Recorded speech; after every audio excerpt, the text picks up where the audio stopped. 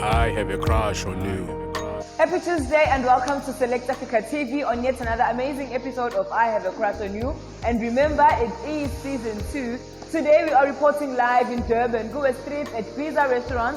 So please do pull through for a bite. So njengoba silana ke namhlanje silethe abantu abathi bafuna ukuzohlanganiswa kwezothando.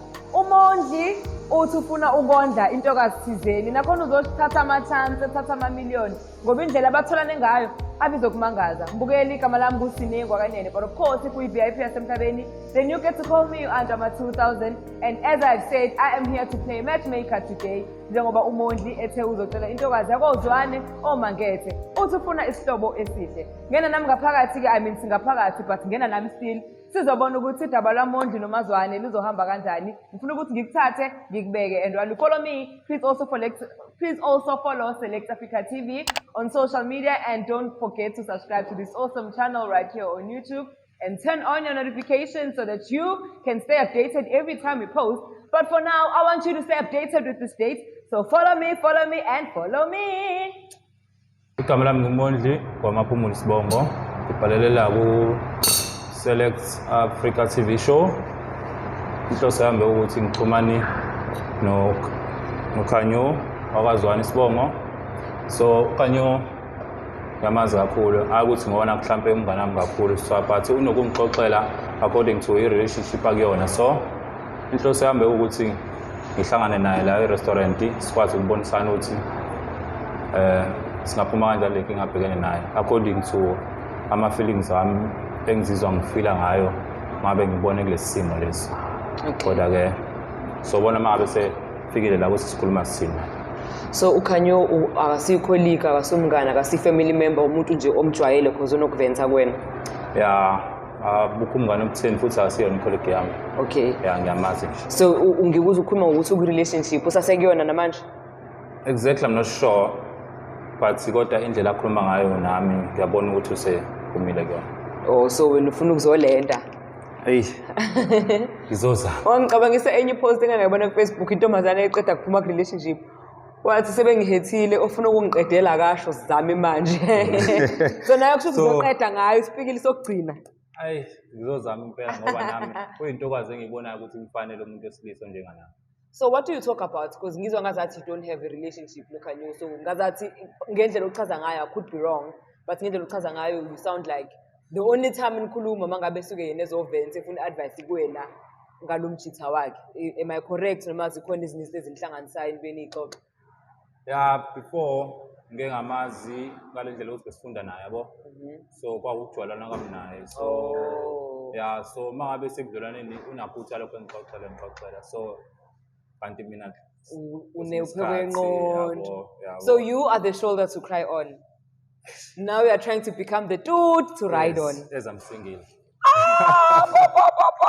So what is it that you like about uKhanyo? Yini ekuchazayo ngaye nje engakwenza ukuthi ugcine uzumlethela kwishow usufuna ukuthandana naye? Yo, istructure sakhe, umoya wakhe. Structure izunume kahle. Ungahle and unomoya phansi. And ngiyambona ukuthi engaba umakoti ekhaya. Yabo. So awuzili ukuzodlala, ufuna i-relationship eya phambili ukuthi makuthi nijole kahle na-clicka na-bonda, i-step esilandelayo ufuna ukumhlalisa phansi abomakoti wakho nibe ney'ngane, family. Yes, because ngeke ngaba ku-relationship before, so far angikho ku-relationship since ngiqhamuka kuma-situations abhedayo somewhere around. So naye ngicathi khona ukuthile esingakwenza naye because nami ngimisele ukuthi sibe ne-way forward. Okay, cool. So uKhanyo uhlala ngakini noma zibe long distance? Far from like 20 km from my place. Oh, not bad. So mangabe efika namhlanje and akayishayi ngawe o usathola nalomjitha ahlale ekhala ngaye kuwe, i-reaction yakhe izothini lapho? Ngeke ngize ngithi ngizophoxeka, but ngizozama ukuniconvince ukuthi akusizi ukuhlala endaweni oyibonayo ukuthi akukhululekile kuyona. Yabo, ngcono ukuthi uzame move on. Uzothola i-happiness. Yabo, because into sami ukuthi ngimgcine ejabule, ngithanda ngiphatheke kahle.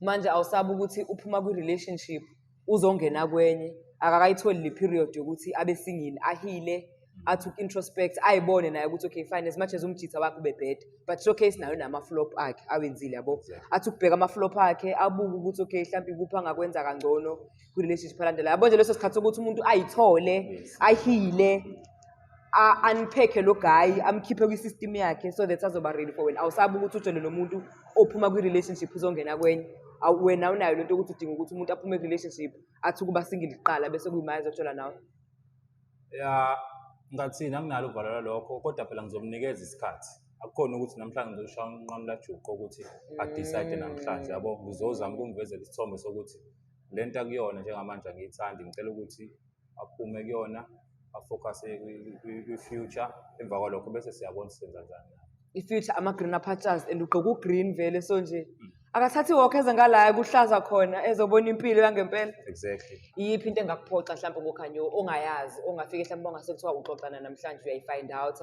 ikuphoxe ngale ndlela ukuthi uthi i-deal breaker awusafuni nithandane so for example mina nje uma ngasekuthiwa I am on a date with a guy mengase kuthiwa ngiyambona ukuthi akanandlela okukhuluma nabantu mhlawumbe nje basela restaurant uyabadelela waiter ubathathela phansi abantu abahlinayo for me immediately I would say hey akuyena umuntu engaphila naye lo akasale seyeka angesijoli iziphi izinto kuwena ongathi uma uyifica kukhanyo zikunike leyo feeling ukuthi actually maybe ube right ngisamthanda from ekudeni mase ngihleli phansi naye sengimbona sengiyabona ukuthi angeke ngize ngikwazi la akusiyo futhi into ongafuni ukuyibekezelela hey for now ngeke ngize ngikwazi ukujudge lokho ngozi ngiyamazi ukuthi umuntu onomoya phansi I'm not sure ukuthi khona izinto wrong ngaze endodeni yabo okay ya yilokho nje kuphela okunye engingakusho okay but ke uphoxeka kodwa ke akukho ukutheni ngikulindele oku-wrong ngayo okay uyamazi ukuthi uthanda ukwenzani nge-spare time sakhe yeah I know wenzani siyathanda ukuyikhipha siyathanda ukuhamba like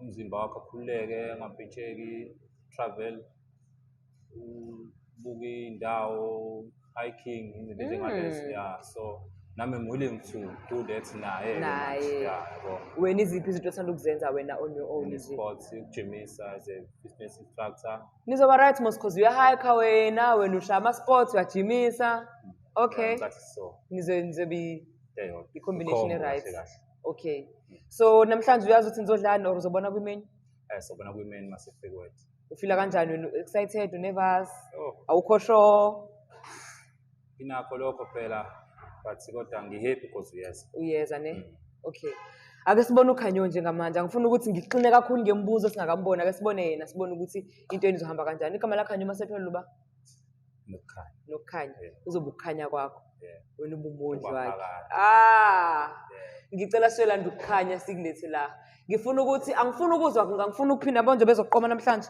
angifuna ukuphinda ngizwe ukuthi umondli lahleli khona kune-load shedding uhlele bumnyameni hlekanjani bumnyameni unokukhanya kwakho ukuthi wena kwangona phakathi wakhuluma amazwi amahle ntokazi awuthi uzomqoma namhlanje uzoqoma ngiyakuthemba mina ngiyakuthemba asimlandeke ngilethele yena ba okay no stress. Welcome back to I Have a Crush on You on Select Africa TV. Thank you so much for tuning in. Njengamanje ke ngihleli noNokukhanya wakwaZwane. Hello darling, how you doing? Njani? Ngiyaphila njani wena? Ngiyaphila nami. Saze sa-black, saze sane-short hair, saze sama-dark, saze samesh. Ukuba uzelanga lo muntu engikulethele yena ngabe ngithi ngicela ube umuntu wami. Ngibona ungumesh ngiyadlala Nkosi yami ngawo. Ngiyadlala. Okay, so my name is Isme Mwakanene and I'm from Select Africa TV. The reason why I brought you here is because kunejongo elikubone uyimbali elimfanele yena. So ubone ngathi uright kakhulu uzoqhakaza kakhulu uzokhanya kakhulu mawukhanyela engadini yakhe. Yo. Right? This is a person you know. This is a person you normally talk to. Ngithembe ngithola kuyena wathi ngiyazana nanifunda ndawonye. Into engikhohlwe ukubuza ke kuyena ukuthi nanifunda ndawonye e-high school, e-primary, e-varsity, but uthe nanifunda ndawonye and normally you guys just talk about life in general and he's the one guy you are always venting to about umjolo wakho. So does that ring a bell? Do you know who I'm talking about? Umuntu engijwayele ukukhuluma naye ngomjolo wami. Umondi, yes! So umondi ngicela usikulethele la because he'd like to flip the script. Manje ngazathi usekhathele ukuzwa umxoxela ngomjolo wakho usefuna ukuthi wena ube umjolo wakhe Hayi. so ungicelile ukuthi ngikulethe so that uzoyikhulumela yena uzoyishela ne-story sakhe kuwena but for now I just wanted to bring you here ngik-understandise nokuthi why are we here and so on and so forth so ilokho ngiyona Feel kanjani? Are you shocked? Are you nervous? Are you how are you feeling? Ngithukile bengalindelanga like umuntu ozazi zonke inkinga zami nje. Ubengakaze kuwena asho ukuthi unama feelings for yena ucommitted. No, ngixoxela nje ngempela ngaye bangikhethile. Bakwenzani abafana? Oh. Balimaze ngisho isipili sokugcina inhliziyo. Ngiphele kwanayo. Inhliziyo imeans mithi njengamanje. Hayi sekho sengivele ngayibeka. Umondli ngazathi ufuna ukuyiqoqa inhliziyo nje imeans kanjalo ngathi uzokhanda amaphethi ngayo. Aqhubeke nomthoso ngoba uthi akazi ukuzogive up. Kanjani ezazi zonke inkinga engibhekane nazo. That's why ke uthe that is why ekufuna ngoba uyazazi inkinga obhekene nazo. Ufuna ukukhipha inkingeni akufake ngala kuma greener pastures we happiness. Uthi ukhathele ukubona ukhala kufanele lokhu umuhle and unomoya omuhle so you don't deserve to be going through the things you're going through. So he would like to be the one to sort that out for you. Akulethe ngabe happiness. Yo. Wathi yo phela. Kanti ngiyamangala ukuthi umuntu kade ngikhuluma la ekseni hazi ayiphathe nje lonto. Bungacabangi ukuthi uyena ezokulethela kwi-date. No. So kanjani i-relationship yakho nomuntu? How close are you naye? How often do you talk? Isikhathi esiningi siyakhuluma ngi-happy ngingekho happy nje umuntu engikwazi ukuxoxa naye. About anything? Yes.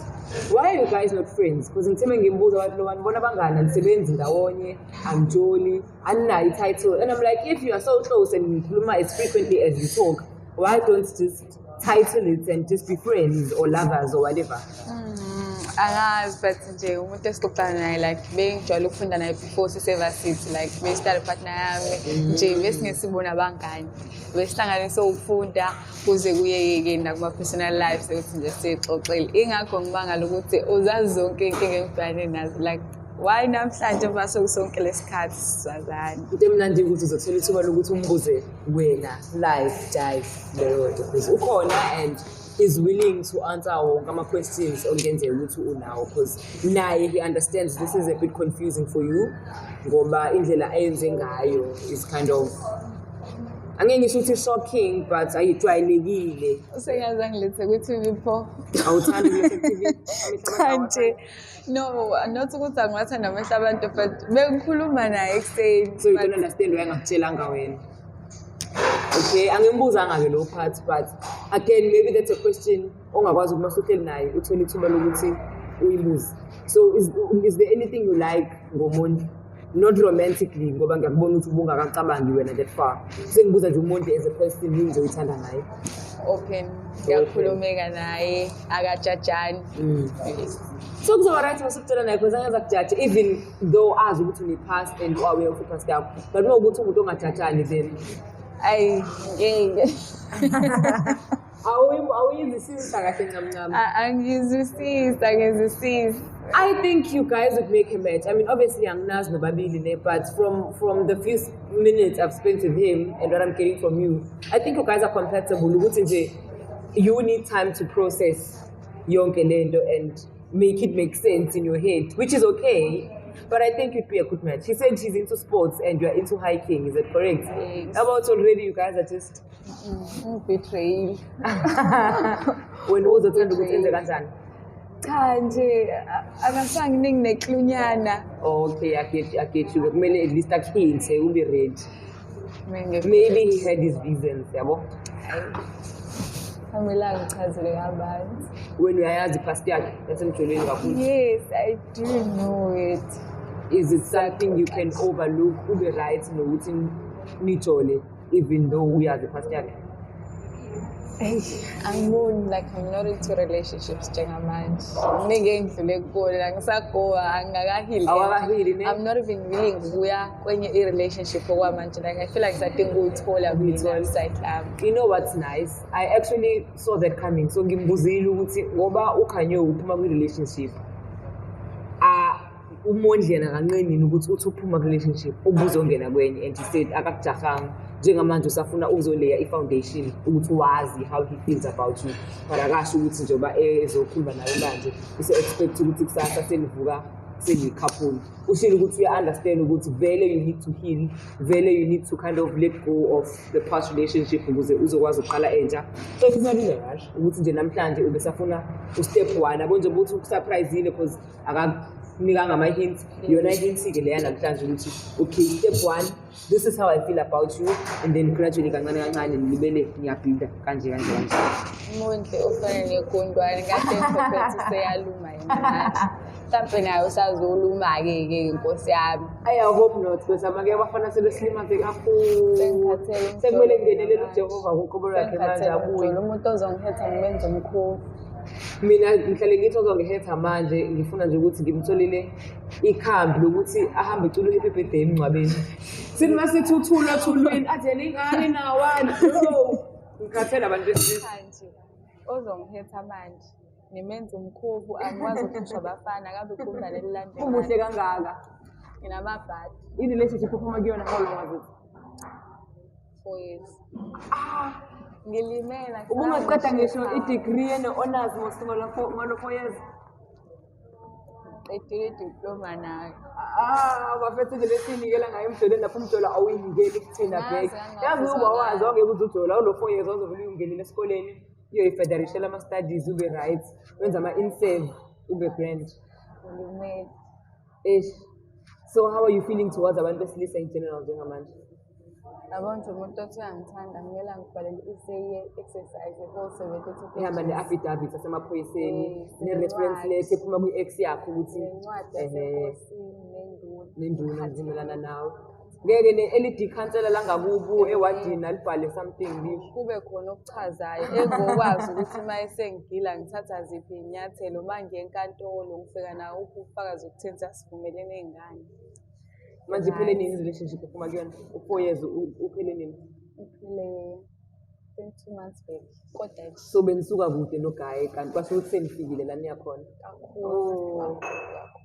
are you comfortable with sharing ukuthi nihlukane kanjani if lokhu akuphoqi kodwa if you don't mind Yeah, ngikhathele what happened nje ugayi bevele nje like kwi-distance relationship akekho lana. 4 years wonke bevele kwi-distance okay Okay, ngenxa yomsebenzi like bengenakenga besikommunicate almost every day ama-video calls mekakhona nje best days of my life bekumnandi.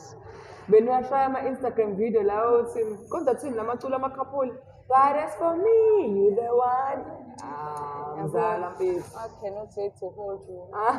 I wish you were here and then Okay, I feel like he was born to deserve a better. okay But yena ngokwakhe ngake ngakhuluma naye ey'nsukwini ngoba ubebuyile ezemakhaya. Shuthi-ke emakhaya-ke njengendoda yomzulu kuyaphalazwa emakhaya. Shuthi ngathi ubethole okwamakhathakhathane ey'hlahlana yabo.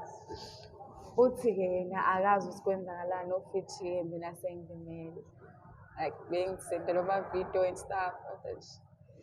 do you think maybe in the relationship there's anything you could have done differently or you could have done better so maybe ama-shortfalls akho to say okay umfana uflophile-ke waphalaza lento ayiphalazile bamfaka lento abamfake yona washintsha-ke uma ngabe uyashintsha but do you feel like nawe mhlawumbe bekhona ama-toxic traits akho ukuthi mhlawumbe if you acted differently or if you did things differently ngabe mhlawumbe ningakahlukani or ngabe indlela enihlukane ngayo is much nicer or not nicer but it's not as harsh as it happened like la ubona khona ukuthi nami bengi-wrong asimuntu Yabo mina engikubonayo akukho la ngibe wrong khona ngoba naye uyasho ukuthi angazi kwenzakalani. Shuthi mina into engabheda ngayo ukuthi uma nginemali ngingaboni iy'nyanga ey'ney'lwanyanana zasezulu ngithatha imali ngithenge iy'nto ezimnandi mhlawumbe kube ngazihamba nami.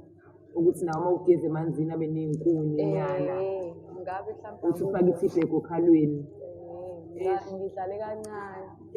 ngomishesha lapho anyways isiphelile isikhathi udlala kancane manje ufikile umondli ulendile uthi ufuna ukondla wena nenhliziyo yakho nomoya wakho ufuna nje ube ugeli nje osuthi in-all aspects ube right uzimisele ngawe emayesho so ngifuna ukuthi manje kube uyena-ke ozozidayisa kuwena ayibekele isitori sakhe kuwena mina my job here is done my job was to link you guys together so that nizokwazi ukuthi niqhubeke so from here how are you feeling are you ready to see umondli are you nervous are you shy are you excited still feeling betrayed are you confused Ngi-betrayed, ngi-confused, ngathi nje ngihleli kwi-desert awukho ngisho amanzi okuphuza.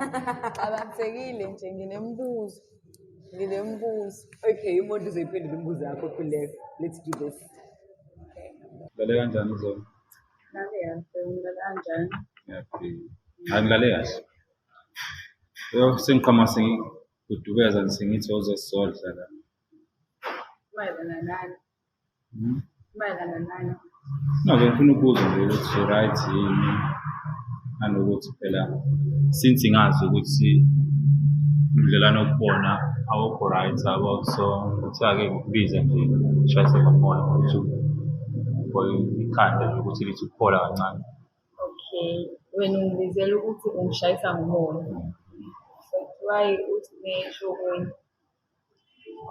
Ya usine usho lokho ngoba kufanele asho khona ngoba nami ngitshele khona ngeke ngize ngimsole noma ukuthi khona ngitshele khona. Nami inhloso yami ukuthi ushaye umoya nje ukuthi upholise ikhanda kancane njengomuntu engimaziyo ukuthi khona into engabhekene nayo. Ukupholisa ikhanda lokhu ongibizele kona. How to have drinks and ama-snack upholise ikhanda lokho uyakudinga phela ukushaya umoya uphume endlini because the more usendlini ingalesi sikhathi stress isikhuphuka. Judging from ukhuluma yasinento showing ukuthi wehlukene. I'm sorry ukuthi mhlawumbe ngishiye enye into kusine but kodwa njengamanje engikusho kuwena kuyilokho engikusho kuwena.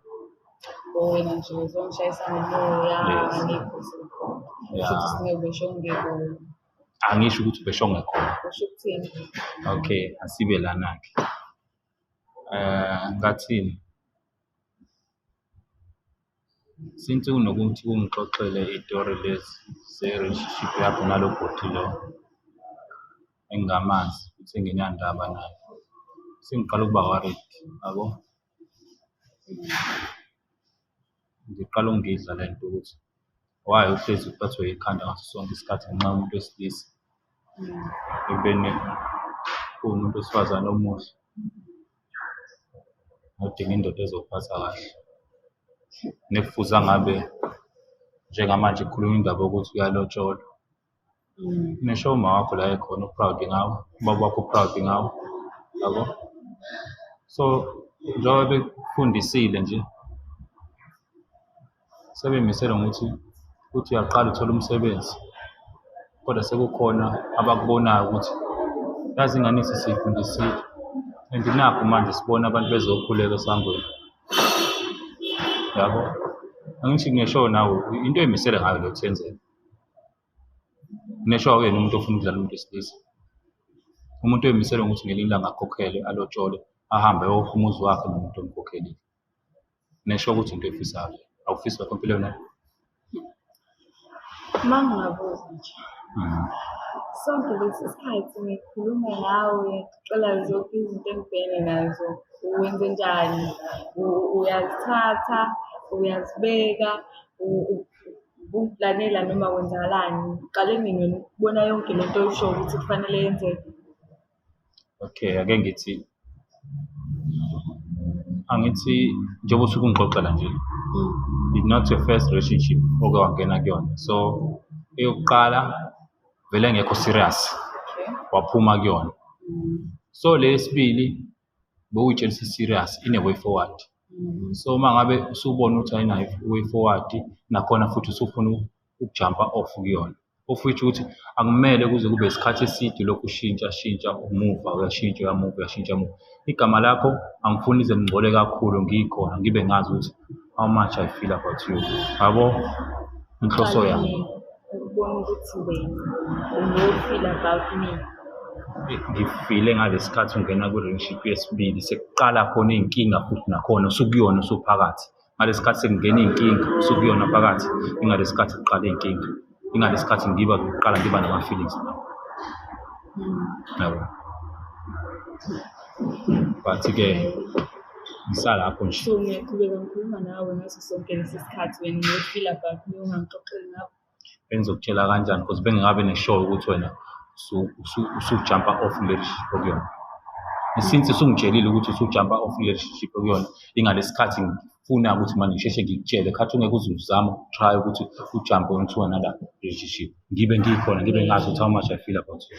Ufike ezingnethi ngixoxele wena you about me uyambuka ngiyakhala sobhesi isikhathi ngikhuluma nawe kanti wena. Angisho bengikuthulisa ngayo le nhliziyo le. Phela wena wenza sekundani liyaluma liyaphephetha so uzobothi luma-ke manje kade uphephetha uzophinde uphephethe futhi noma uzonjani Yazi-ke njengamanje mina ngizokuthatha ngithathe ngiyisaphi ngifuna ukuyokwenza umama ekhaya. hayi bo Ngempela.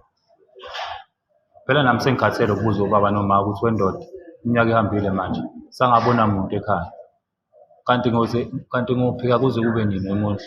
Kanti ngosinda nini ngosinda kuze kube nini emuhle. Yabo. Ubaba naye ukhala ngetiye. Ngiyaxolisa. indlela ade ngikuthemba ngayo izinto ebengikuxoxela zona kodwa wena namhlanje ngikhuluma nawe almost every day ngikhuluma nawe ekuseni akunginike lutho awunginike lutho uzobona ukuthi namhlanje longizela ama-camera ngisho ukuthi Eyi. Lokho okushoyo akulona ihlazo. Yazi ukuthi ukungena ebudlelwaneni nomuntu umbuka umhlaba wonke khona kuyiqiniso kahle kahle ngoba ngaleli langa usungihambisela impahla kobe kubuka umhlaba wonke. Ngalesikhathi ngifaka iringi kobe kubuka umhlaba wonke. Ngalesikhathi ungiqabula sishada phambi komfundisi kobe kubuka umhlaba wonke. So manje mangukuthi mhlambe kuyihlazo ukufaka ku-TV angazi ukuthi uthini ngalokho ngoba konke ngikwenza njengoba ngiqala manje nje yabo ngiqala phezu kwalelo phuzu lelo. Kahle kahle bengifuna ukucacisela ukuthi mina angizenyezi ngawo futhi anginamahloni ngayo. okay ngiyabuzwa lokho into engiyibuza ukuthi wena ngikhuluma nawe nje futhi kanti ngifisa ngithanda ngifisa Eyi. Kahle kahle lelo thando bengifuna luthandwe nginde ngisho ukuthi luyilona. Njengamanje njengoba ngidlulisela lona nje lona thando lami ngempela ngizokunikeza lona. Ngalokho lunye futhi uthando ngifinde nginikeze ngaphandle. Hlale la mina lapho khuluma zokuthi ayikho into engazenza ucanga ukuthi nginakho ama-relationship akabithi ngiyawazi manje mina mocabanga ngingawamela yini Angithi yakhumbula ukuthi ekugcineni ngeke ngakutshela ngathi umuntu ebengade ngizwana naye sihlukene through ukuthi ngifanda ukuthi angijithela yabo. Ngakutshela lokho.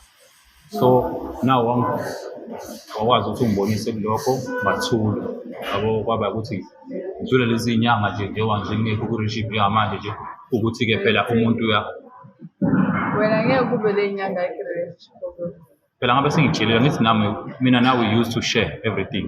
phela So sakho safuna ukubona ukuthi ihambe ifikaphi okay. Njengoba ngitshela ukuthi ayikho i-relationship engiyona ngikho i-relationship ngabe sengikutshela ukuthi ikhona. Ayikho. Ingakho ngifuna ukuqala ubudlelwano obuhle nobusha nawe. And abukho obunye ngimisela ukungena kubona ngaphandle. akekho ukuthi umuntu ungakhuluma naye ngayo yonke wena currently usengathandi wena Phela lento yokwakheka kothando ayakhekanga manje ngoba nakho uphuma ku-relationship. Ukwazi kwami from esikoleni sifunda nawe ngangikubuka njengomuntu omuhle ofanele ukuthi athole umuntu omuhle ozomthanda. wathula Ya phela makuthi icala lami lelo kulungile ngiyotholisela ngenkomo nje kazwane. shuthi soli ayikho into enjalo ayekho umuntu owazi la ukusuka nokuqala kwey'nkinga engibhekana nazo azogcina esethi angithandi shuthi ngineyimpilo sazokufihla ngeke mfethu akukwazi Josh ngisacela unginikeze ithuba ngiyiprove ngale ndlela engifuna ukuyiprova ngayo kuwena. Angisho ukuthi njengamanje asibe nesivumelwano kodwa ngicela unginikeze ithuba lokuthi ngikwazi ukuthi ngiveze ukuthi isifiso sami ngawe hambe sigcine la. Empeleni ngifuna ukuthi sizame ukuthi sakho umuzi nawe. anginawo nje amandla wakho umuzi and into engiphatha kakhulu nazo zonke ukuthi uyazi ukuthi wena ngilumele like ngiphuma manje kwenye relationship ngicabanga relationship engangena kuyona futhi mina Angishongo ukuthi ngena manje. uthini Angisho njengamanje besazobonisana mina nawe sobonisana ngani ukuthi kulezi inkinga obhekene nazo singakwazi yini ukuthi sibe ndawonye. Makhona la ngiyakhona ngidlule ngikuthathe. Makhona la ufuna ukuya khona ufonele mina uthi ungakwazi noma ngisendaweni ethile Because ngiyakwazi ukuthi umuntu othandayo ukuthi ahambe lezi indawo ekhaya kuzona uhambe uthanda ukuhamba ukuguda nanokudla-ke ngiyazi ukuthi uyayithanda into ezimnandi futhi akuyona inkinga ukuthi mina ngikwazi ukuthi ngikwenze lokho njengalokhu namanje ngikwenzile kahle kahle konke lokho engikwenzayo ngikwenzela nakuba futhi njengoba ngikutshela nje ukuthi ngifuna sibe nobudlelwano obuhle mina nawe indlela engizobe ngisebenza ngayo ngizobe ngisebenzela ukuthi uhlezi uhappy ngaso sonke isikhathi. Yabo nje mangasho ngiyakuzwa ukuthi uyakhuluma kodwa manje nathi nginomoya zwela kude ngathi khuluma isiChina.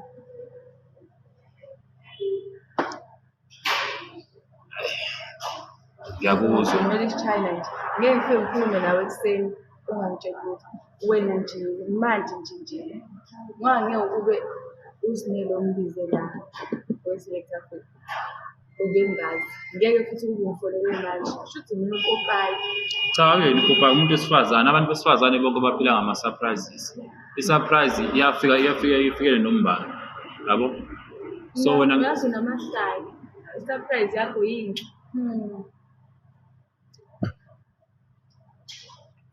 ngiyakuzwa kodwa-ke ngizocela ungixolele-ke ukuthi angikutshelanga ukuthi yini inhloso yami kodwa bengikusaba ukuthi mhlawumbe ubuzovela ungezi ngenxa yokuthi ubuzobona ukuthi mhlawumbe kushuthi ngikwenza isilima sokwelisa njengoba nakho uqeda ukusho manje iyafana ngisho kuthiwa ngizile ngasukuma la ngihamba manje iyafana nje ngicela ngoba ungixolele lento lapho oyishoyo Nkosi nento yantshontsha ngiyizwa ukuthi siqale phansi hayi iqalela phansi kade uzoyizwa kahle vele ayikho into ezoqala phansi la nje wena ukutreyile bengithemba awungiphoxa ngomshebheledini uyazi ukuthi ngiphilekile ngisahile kodwa wena so no feelings for you shuthi ngishuwe ngaseshe ngajampela into the conclusion kahle kahle bekumele siqale sidle kuqala silokhu siyikhipha until uzobona ukuthi kahle kahle kunama-feelings akhandekayo kumina ngawo ufuna ukusho njalo wena kukhandeka ama-feelings uqhubeke nje uxoxe nomuntu ungashoyo ukuthi kumnandi nje sasikuthanda wethabuni angithi ngibone ukuthi sekuyisikhathi esifanele manje ukuthi ngikwazi ukudlulisela imizwa yami isikhathi ngawo esifanele bese ukuthi siphume nawe sodla ngaphandle emva kwalokho bese ngikutshela imizwa yami ukuthi wesikhathi uyazi nje ukuthi ngihlaye gowela wena kusoze ngitshela ukuthi cela sidle nakho kuhle udla lento yenzayo ngiyazi ukuthi futhi ngiyakutshotha ngikubi ukuthi okuwesi mina ngiyakwazi angazi yonke lento esiyikhulumayo ukuthi kwakhiwe sonke lesikhathi ubungabona kufanele bakhulume ingoba phela shuthi la bengihamba khona bengingakaqondani ukuthi labo bantu bayikhethele kumina ngazi ngakha nabo umuzi yini idala ukuthi mina ngikhethele ukuthi umuzi thanda umoya wakho umoya wakho umuze phela wakhiwe inhliziyo yiphi inhliziyo lona lephukile ayiphukile njengamanje izoluleka anginayo-ke mina anginabo semendleni ey'tini zokwakho umuzi okwamanje inkinga enginazo yiningi angisho phela uma ngabe kwakhiwa umuzi wena uzowakha ngenhliziyo mina ngizowakha ngemali angithi mina osebenzayo nami ngiyasebenza kulungile phela wena uzokwenza okwakho okuthandayo ukuthenga endlini mina kodwa uzokwakhiwe mina umuzi phela ungawakho umuzi uhlale kuwena wodwa nami ngingawakho wami ngihlale kuwona yini ucabanga ukuthi wena mase ufuna ukwakho umuzi uma utshele mina phela leyo nto ayizokwenzeka kwamanje angithi njengoba silokhu sikhuluma sibonana siyaqhubeka ngihamba ngiyakubazali bakho ngiyobabuza ukuthi iy'nkomo zisaphelele banginikeze lelo phepha abanginikeza lona bese ngiyabuya ngihambisa iy'nkomo kini bonke labantu obujola nabo ungaboni kufanele uye emakubo ubona mina yini lo uyibonile ungangitsheli inhliziyo yami awuyazi yini lo uyibonile phela shuthi engingakusho ukuthi wawuyikhethelo mina emukhaya usho kahle ngangiyishutha ngiseloko from lapho ekuqaleni ngisakubona ingakho sengibuya manje sengizokutshela ukuthi uyikhethelo mina ukuthi usubuyaphi kumina kusho lutho lona ngicela uthathe serious le ngiyazi ukuthi umuntu onamancoko sometimes kodwa mina njengamanje ngi-serious ngempela Ngiyithatha serious kodwa nje Okay, ake sisitike kwi-point la manje. Ikhonthani. Lokuthi mina lokho engikutshela khona kuyikhona futhi akujiki. Akukho kuyikhona. Akukho kuyikhona. Ungiphikisa kanjani ngenhliziyo yami? Cha, kufanele ngikuphikise. Angeke ufike ube umngani nomuntu for years then currently wena suyamthanda. Hawu, kuhlezi yenzeka leyo. Baningi abantu bangani. Ngeke namaqobo. Ngeke ufike umngani wami ngikubuyele iy'nkinga zami go wangikhala. Wena namhlanje so no feelings for you wena. Phela kube mhlawumbe lokho obukwenza beku-wrong angabe wonke umhlaba wonke uyazazi inkinga zakho. Bengiyithatha ngibe ngaphakathi mina ngiyiflash e-toilet. Ingakho namhlanje ngikwazi ukubiza ngihlale nawe. Lawo ma-feelings onawo aflashe khona. Ngiyoflasheleni. Nasi isidingo sawo. Bekufisa ukwadlulisa kwena. Ngiyabonga. Ngiyabadinga. Manje shothi lonke lento engiyishoyo kuphula umoya kwayona. Yangiqedela ishayela isipili sokugcina sekuphela ngisho unembeza ngapha enhliziyo bengingasenayo. Kwakubi ukuzwa lokho nkosazana. Angazi ngathini-ke. Yazi noma amazwi engangipheleli, ngeke aze angiphelele amazwi okukhuluma nawe ngoba shuthi nasendlini mase siyindawonye siyoxabana bese siyadubana. Kodwa kumina kuyafika ukuthi ngikutshele nje ukuthi lokho engikutshele khona kuyikhona akujiki. Athi ngiyakuthola indlela yokujika. And ngeke uze ungi-avoid. Angizwanga. Ngeke uze ungi-avoid. Ngihlulwa yini? Because kumele ngigcine ngikuconvince ukuthi uyibone into engitshelayo ukuthi uyiyona. Ngicabanga nje mina ngakhonvince kule nto eshoyo. Yini ezokuhlula sonke lesikhathi sikwazi ukukhuluma naso sibonisana ngenkinga esuke sibhekene naso. Ukukhuluma singakhuluma kodwa nje lento esho nje akutshothi ukhuluma isitshayina. Into engicanga zonke bengikhuluma nawe ekuseni. Ayikho nje into ekanje oke wayiphatha. Bengizoyiphatha kanjani ngoba bengiyimisele ukuthi ngiyikhiphe ngesikhathi esi-right ngalesikhathi engibona ukuthi seku-right ukuthi ngiyikhiphe. Si-right ngasikhathi. Mina ngisibona si-right kakhulu. Isiphi isikhathi esi-right ukuthi mina ngithi ngigowa wena uzongitshotha ngithanda. Phela kulona iphutha ukuthanda futhi nakhona namanje angishongo ukuthi wena vuma manje. Bengizokubona. Ngeke ngize ngivuma, ayikho into engizoyivuma. Ngiyakutshotha ukhuluma isitshayina, ayikho into engizoyivuma.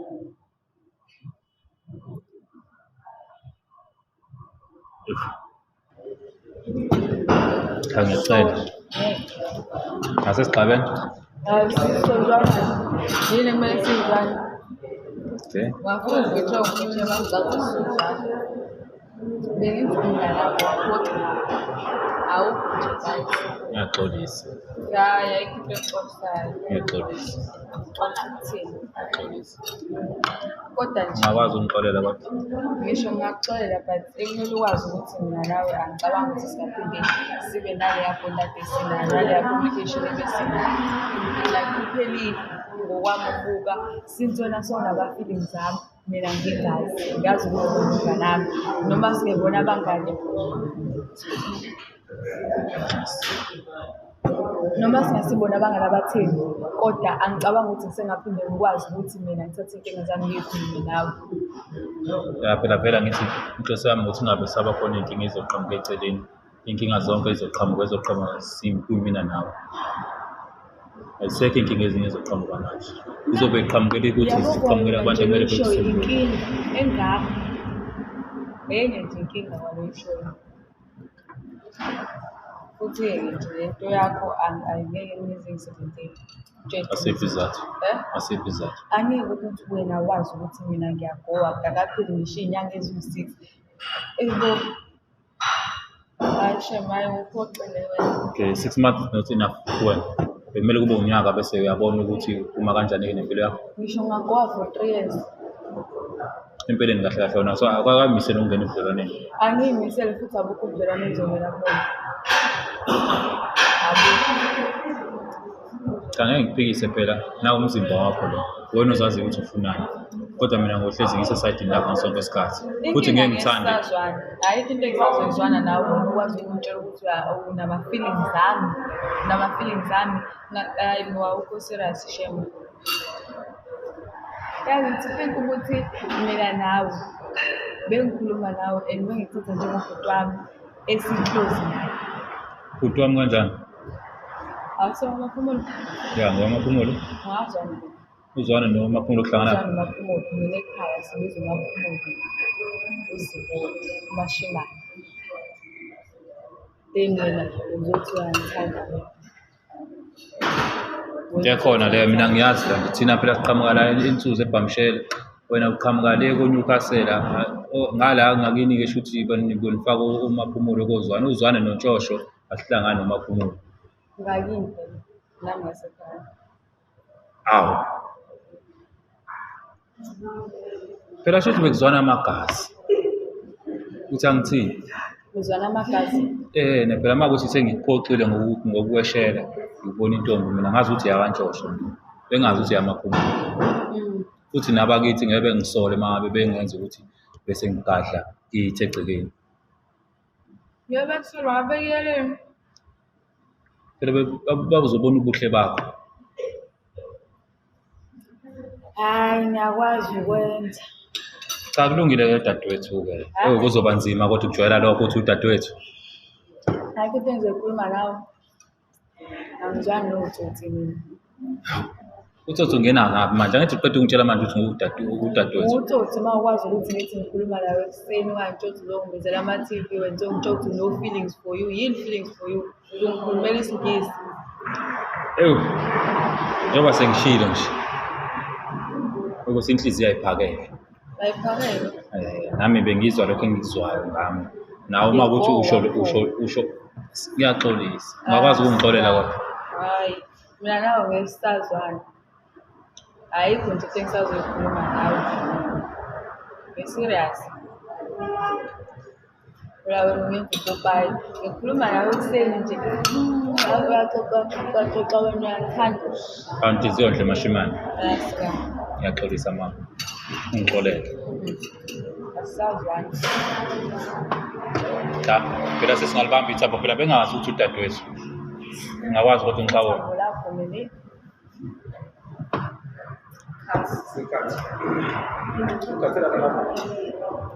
Ladies and gentlemen, we're still tuned into I Have a Crush on You, and remember it is season 2. Gipethu Kanyo, Nomondli, and we are reporting live from Pisa Restaurant in Durban, Kowe Streets. But Sandega, put hands up. Why? hayi Kanyo unganginiki lo look. akuhambanga kahle Akuhambanga kahle mabithi. Konakelephi ke nje? hayi ngale kokuthini intokazi yona bengiyithandile yabo kodwa ekugcineni ngithola ukuthi isihlobo nasekhaya Kanjani manje? angithi thina ngala endwedwe ngakithi amaphumulo uMaphumulo uZibode uMashimane so ozwane noNtshosho sibafaka sekhaya so mina ngazi ukuthi wakazwana kanti bona ngala phezulu koNewcastle uzwane noNtshosho baphinde beqhubeke bethi Maphumulo Zibode Mashimane Wasenyakasela? Umkhaya. Lalela-ke. Ngibonile indlela esikhonekte ngayo ukuthi no man. Inkaba yami nalenkaba yalo sisi. Ngiyabo. Ngibona all black, ngabona ama-short hair, ngabona i-dark skin, ngabona ukuthi hayi. Ngishilo ngathi i-soulmate yami. Okay, anyways, wena ubuwazi ngendaba yesibongo. You've never even once nje manixoxela in the past umention ukuthi awubhuti wami or something like that. Ngoba nje Ungayitsheli ukuthi kuyoze kufike. Ukhulumela isiNgisi. Awufunda isiNgisi manje wena. Ukubuthe ungizizwa ngale ndlela ngawe ngabe ku-elevate amathuba lokho. abengiyaza elevate mhlampe bengizomuzwa ngcono manje masekhuluma isiNgisi. Awusezwa mshini. So i-problem yini isibongo nesingisi or there's something else I'm missing? isiNgisi bengimthembile ungiphoxile Ukuphoxa ngokuthi abe nama-feelings kuwena. and uyasho ukuthi akusini manje. Nama-feelings akudala. So what about that betrayal? Like uphoxwa yini ukuthi this whole time Ngiyamukela, ngiyakhala, and then uyazi ukuthi une-agenda. uyazi. James mfowethu, wena yini ekuthatha isikhathi eside ukuthi mhlampe uzobhoboke ngama-feelings akho? Is it because lapho ubusamhlonipha ngoba ubesaku-relationship ubulinda ukuthi vele kuphele noma nawe ubusasaba ubusanqena? ya mina bengayitshela ukuthi ngiyamphoxa uma ngabe ngimtshela ukuthi ngizizwa ngenye indlela ngayo because sikuthathe 6 months ephumile ku-relationship akuyona bengitshela ukuthi 6 months is enough yabo so mina ngazi ukuthi 6 months okay so fine but anyway mina bengitshela mhlawumbe lokho leyo period leyo isiyisikhathi eside so uyamdinga umuntu ozoba seduzane wakhe amcomfort yabo of which mina bengitshela ukuthi imina lo yabo of which mina ngiboni ku wrong lokho yeah. So how are you feeling now njengoba ungazathi aniboni ngasolinye angizizwa ngekho right kodwa emva kokuthi ngithole ukuthi kuyisihlobo nami usisi wami ngicabanga ukuthi into eyenza ukuthi ngingaphatheki kahle kakhulu ukuthi sonke lesikhathi uhlukumeze kusisi wami sekunjalo manje ngithi mina siyoyifuna lensizwa on behalf of usisi wakho nomkhaya wami sithi ukuyithinta nje njengamazulu ya bekumele siyibambe ngodonkana sithi ukukhuluma naye hayi ukuthi mhlawumbe sikhonto somenza yona soxoxisana nje naye yabo sithi sokuxoxa lobana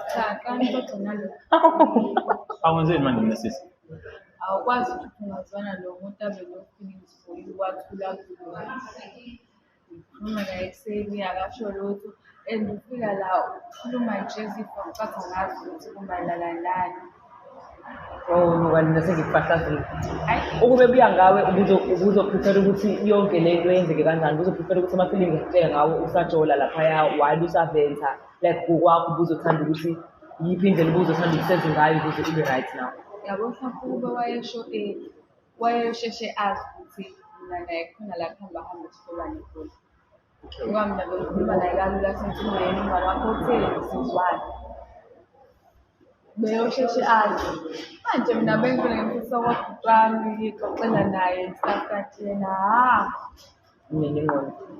So what would it take for you to change your mind about the decision yakho or how you are feeling about him?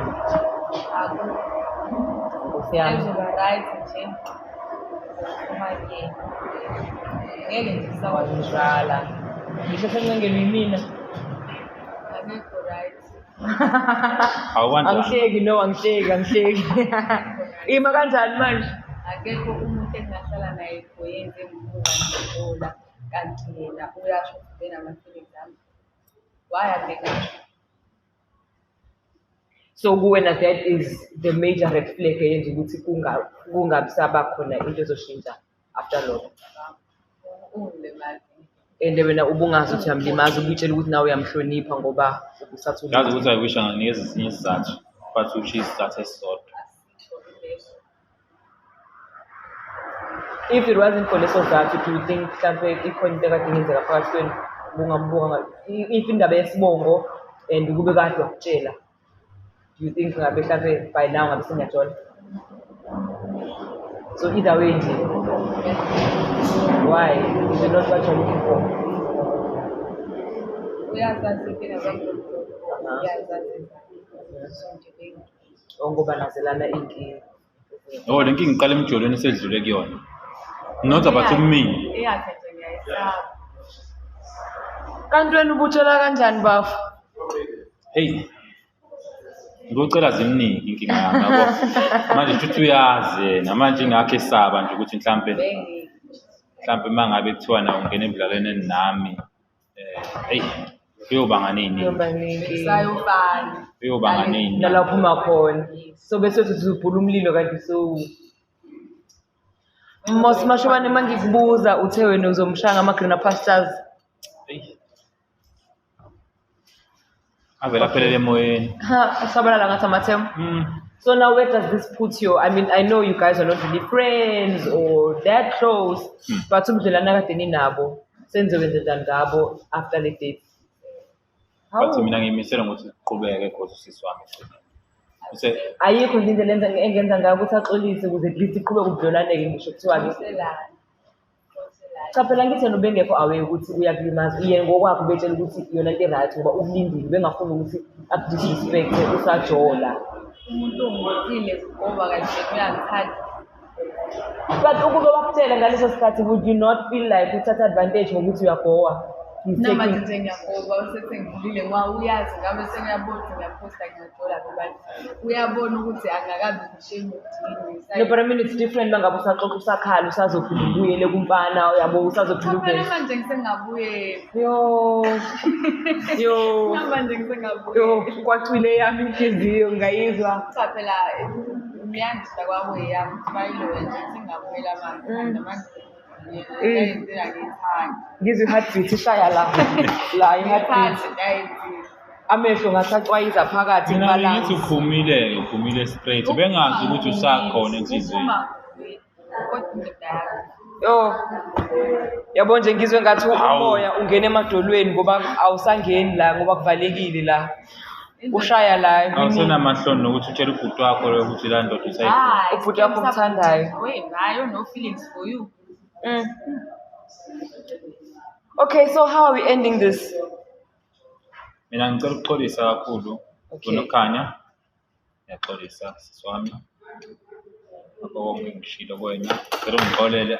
Angazi ukuthi uzasesikhathi ngana ukuthi ungixolele but ngiyaxolisa akho konke ngishilo kuwena. Uxolisela ukuthi Ngixolisela ephuzweni lokuthi azi ukuthi ebengikusho kusukela ngaphakathi kumina kodwa bengaqondile ukuthi ngimzisa ubuhlungu bokuthi usabhowa nokuthi adeleleke. ya bengakudeleli ngalokho bengathathi i-chance bengikhuluma ngemizwa yami enginayo ngawo but kodwa esintu sekunobuhlobo phakathi futhi ngizoxolisela lelo gama lesibongo kakhulu engathi wangixolela umukelakele nawe seyinyanyini zakithi komaphumula. Are you at least ke accepting the apology? Khanyisa inhliziyo sithandwa sami. But usexolisile ubengazi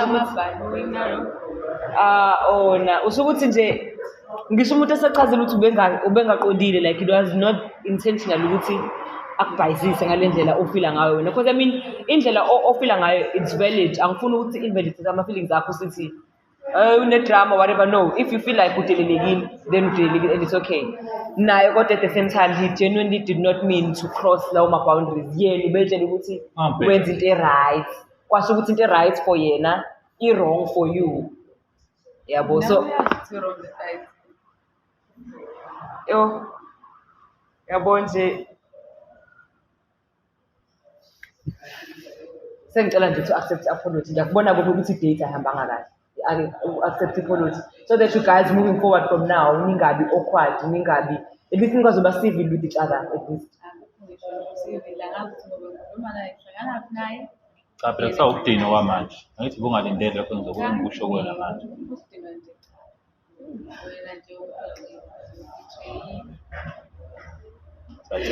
awusathoxana inyama-ke nje ukuthi intweni ezokuthoba inhliziyo isaladi-ke nje ukuthi ishaye ugreen la ishaye ugreen enhliziyweni ngeke ngimshaye lendlela ade ngimthonze ngani ade ngimthonze ngayo Ya ngiyakuzwa phela konke lokho bukwenza according to igameni lesibongo yabo mhlawumbe ngakho nje nawe ubuzizwa ngale ndlela uzwa ngayo ukuthi ngathi yonke into ungashare nami but ngicela uxolo kukho konke.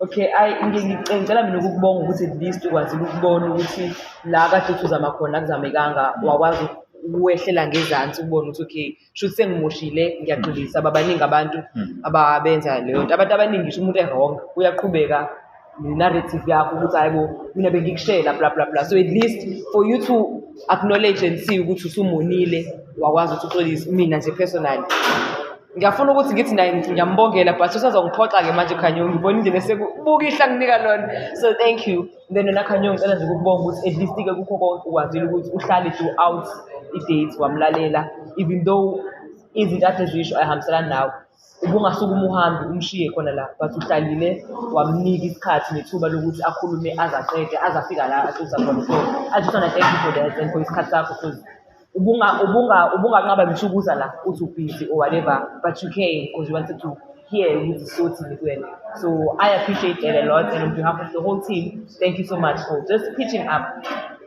ukuthi kuhambe kanjani-ke lana mina ngizamile nkosi yami and ngiyabona ukuthi akuzameki so it's okay I'm not gonna force things but thank you to both of you for at least trying to handle it ngendlela e-right. Hayi nami ngisangibonga ngokusihlanganisa. Aphephisa bhuti wamandla lehlangana ngehlanga. Yabo nje kwamele kwathi kule drink yakho anguthelele isimiramiri. Sikhona Ngizokutholela mfana ngeke. Tsani ngihotele. Hayi ngizokufakela into fast ezothi manje so right awusathing lutho.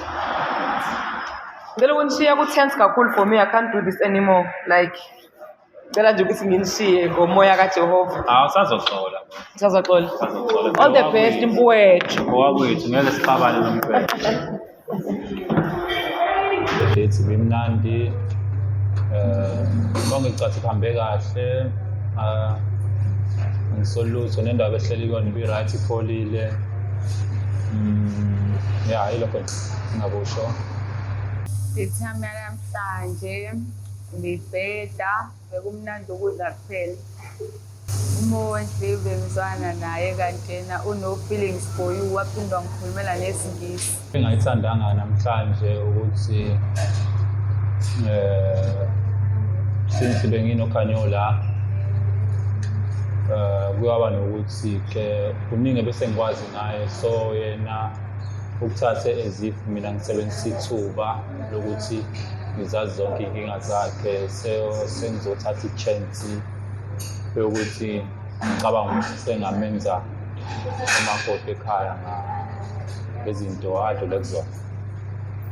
Ngiphoxanga ungishebheletile shame ngathi ngihlele entabeni awukho ngisho amanzi okuphuza. Izinto engingayithandanga ukuthi umuntu bengikhuluma naye almost every day nasekuseni ngikhuluma naye akasho lutho. Ayikho nje into engingeza ama-hint ukuthi lo muntu uyangithanda nje ube right lo muntu engihlale ngimjwayele. Engathanda ukisho kuKhanyo ukuthi la ekhona njengamanje azi ukuthi